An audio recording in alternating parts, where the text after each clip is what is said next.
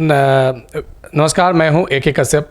बिहार शिक्षक स्थानांतरण को लेकर जो आपने नियमावली पारस्परिक स्थानांतरण यानी म्यूचुअल ट्रांसफ़र को लेकर जो आपने देखा है, उसमें कुछ और बातें हैं जिसे ये जानना ज़रूरी है कि बिहार के 38 ज़िले के जो शिक्षक, जिसमें मूल रूप से क्लास 1 to 5 के शिक्षक और क्लास 1 to 5 में 3 कैटेगरी के शिक्षक, जो एक सामान्य विषय के शिक्षक हैं, एक उर्दू विषय के शिक्षक हैं और एक बांग्ला भाषा के शिक्षक हैं। यहाँ तो ये कैटेगरी वाइज 3 तरीके के शिक्षक को अपने म्यूचुअल ट्रांसफ़र का अब बारी जुलाई में आने वाला है। दूसरा, यहाँ पे क्लास 6 to 8 वाले में भी अगर देखेंगे तो यहाँ भी आपको जो म्यूचुअल ट्रांसफ़र का चांस BPSC TRE 2 में 6 to 8 की कुछ वैकेंसीज थे, तो वहाँ पे भी आपको TRE 2 वाले लोगों जो 6 to 8 में हैं या जो अभी एक्सक्लूसिव टीचर हैं, तो उन लोगों का भी 1 to 5 या 6 to 8 में, और सेकेंडरी 9 10th वाले में सब्जेक्ट वाइज और 11 12th यानी हायर सेकेंडरी में भी सब्जेक्ट वाइज म्यूचुअल ट्रांसफ़र को लेकर जो गाइडलाइन जारी हुआ है, इसके संदर्भ में बात करेंगे कि कुछ पदाधिकारियों को यहाँ पे 38 ज़िले में उनको हेड बनाया गया है स्थानांतरण के लेकर। अगर किसी भी प्रकार की कोई अगर विषय आता है तो इसका निर्णय ये लोग करेंगे। तो ज़रूर इस वीडियो में आप देखिएगा कि अगर आप संबंधित ज़िलों में स्थानांतरण चाहते हैं तो आपके वहाँ के जो संबंधित ज़िला के नाम और जो पदाधिकारी के नाम हैं वे कौन हैं। अब इसके अलावे ये वीडियो में कुछ महत्वपूर्ण बातों पे और चर्चा करेंगे, जरूर लास्ट तक देखिएगा। नए जुड़े हैं तो चैनल को जरूर सब्सक्राइब करके बेल आइकन को दबा दीजिएगा। वीडियो अच्छा लगेगा तो लाइक शेयर जरूर कीजिएगा, सुझाव होगा तो कमेंट में लिखिएगा।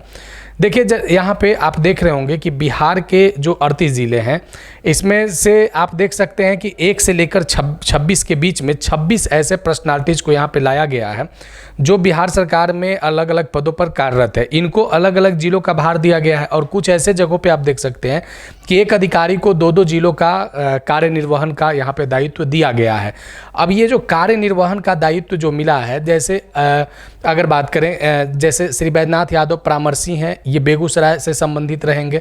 श्री पंकज कुमार परामर्शी हैं, मुंगेर से संबंधित रहेंगे। श्री सज्जन आर अपर सचिव गोपालगंज एवं सिवान से संबंधित रहेंगे। इसी तरीके से जो श्रीमती साहिला हैं, विनायक मिश्रा हैं, सुबोध कुमार चौधरी हैं, अनिल कुमार हैं, श्री मनोरंजन कुमार हैं, इसी तरीके से 26 ऐसे जो उच्च पदों पर पदस्थापित हैं, तो उन लोगों को ये दायित्व है कि ये जो म्यूचुअल ट्रांसफ़र को लेकर जो नोटिस जारी हुआ है, इसे कैसे क्रियान्वयन किया जाए। अब देखिए, इस विषय को समझिएगा। म्यूचुअल में क्या है कि अगर यहाँ पे 3 कैटेगरी के शिक्षक ट्रांसफ़र के लिए इंतजार में है, नियमित शिक्षक और विशिष्ट शिक्षक। विशिष्ट शिक्षक तो वर्षों से इंतजार में हैं, ये एक लंबे समय से प्रतीक्षारत है कि कब इनका अंतर जिला या जिले के अंदर इनको मनचाहा पोस्टिंग मिल पाए। इसके अलावा जो BPSC TRE 1 और 2 वाले लोगों ने जो आवेदन दे रखा था, उन लोगों का भी ये चाहत था कि जिले के अंदर और जिले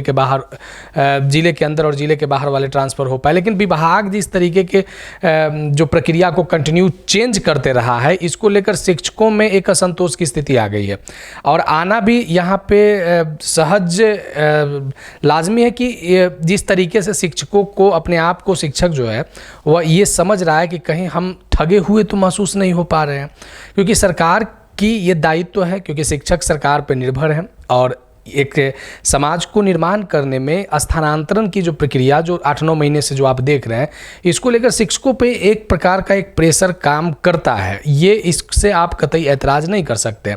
यहाँ पे जो पहले ऐच्छिक स्थानांतरण का जो ऑप्शन लाया गया था कि ऐच्छिक स्थानांतरण ही किया जाएगा, पारस्परिक स्थानांतरण का कोई चर्चा नहीं था।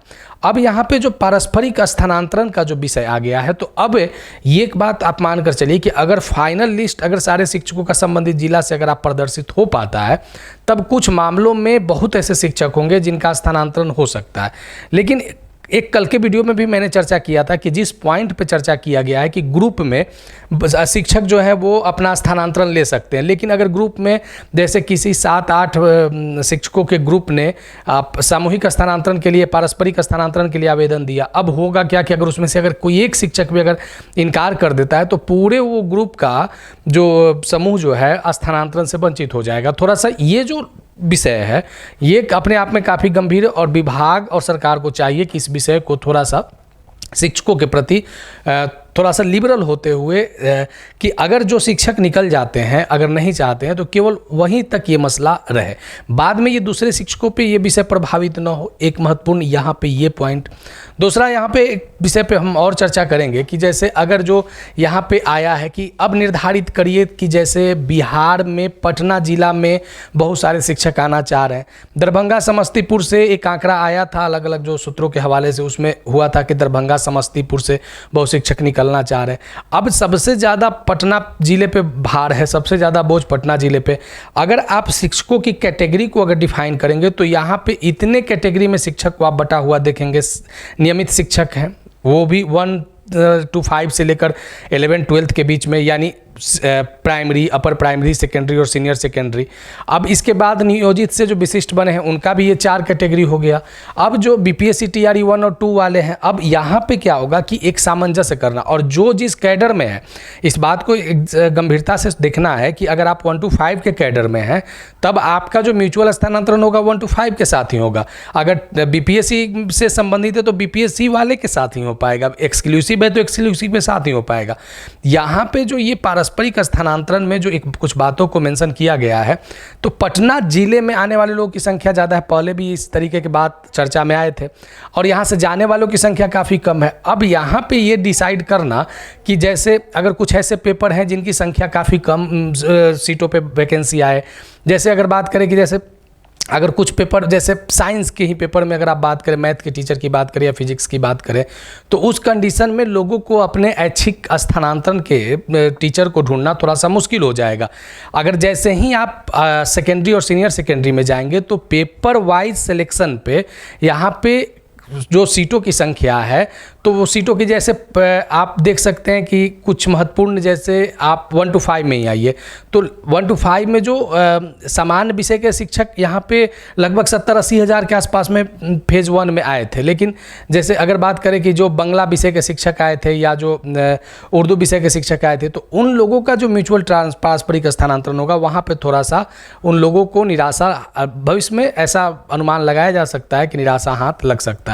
या इसी तरीके से जो मुख्य रूप से अगर बात करें कि शिक्षकों को अपने पेपर में शिक्षक को ढूंढना, ये थोड़ा सा डिफ़िकल्ट आने वाले समय में होगा। तो विभाग को जो ऑप्शन दिया है यहाँ पे कि शिक्षक के स्थानांतरण को लेकर अब जो विकल्प जो है वह 10 जुलाई से पूरे जुलाई तक उपलब्ध रहेगा। एक बात ये आप मानकर चलिए कि जो पारस्परिक स्थानांतरण जो शुरू किया गया है, अगर ऐच्छिक स्थानांतरण के साथ अगर ये शुरू किया हुआ रहता और सारा डेटा पहले अगर होता, तो ये आप मानकर चलिए कि अब तक जो आंकड़े प्रदर्शित हुए हैं उसमें से 60 से 70% स्थानांतरण हो गए होते।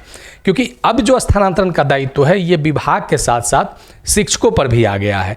पहले केवल शिक्षकों का दायित्व था कि 10 स्कूल सेलेक्ट कीजिए, नहीं मिलेगा तो हम 11वें स्कूल का चयन कर देंगे, दूसरे जगह नज़दीक भेज देंगे। अब शिक्षकों के साथ अब जो दायित्व, संपूर्ण दायित्व, लिस्ट आपके सामने प्रदर्शित हो जाएंगे। आपका पूरा दायित्व है कि आप अपना ढूंढिए और आप अलग अलग माध्यम से आप इसको सेलेक्ट कर सकते हैं कि कौन हम किसके साथ सामंजस्य बैठ रहा के स्थानांतरण ले ले। अब यहाँ पे ये जो बातें हैं, अगर ऐच्छिक के साथ पारस्परिक आता, क्योंकि शुरुआती दौर में आपने देखा होगा कि 10 अनुमंडल का विकल्प आया था, उसके बाद फिर जब उसको चैलेंज किया गया तो फिर वो हटाया गया, फिर 10 विद्यालय आया, फिर जब वो भी चैलेंज हुआ तो फिर ये स्थिति, मतलब नियमावली ही परिवर्तित हुए।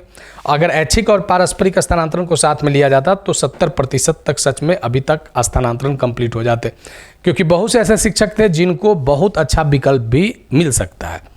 पारस्परिक स्थानांतरण का एक ये भी बेनिफिट हो सकता है कि ऐसे बहुत से शिक्षक हैं जो जिनको बहुत आसानी से, सहूलियत से उनको शिक्षक को ढूंढने में या अपने सीट को ढूंढने में या विद्यालय को ढूंढने में दिक्कत नहीं होगा। आप इसका देखिएगा, जब ये पारस्परिक स्थानांतरण अगर ससमय पूरा हो जाता है तो बहुत से ऐसे शिक्षक हैं जो अभी तक जिन लोगों का हो चुका है वे लोग के लिए बहुत पुराने वाला नियमावली फ़ायदेमंद रहा।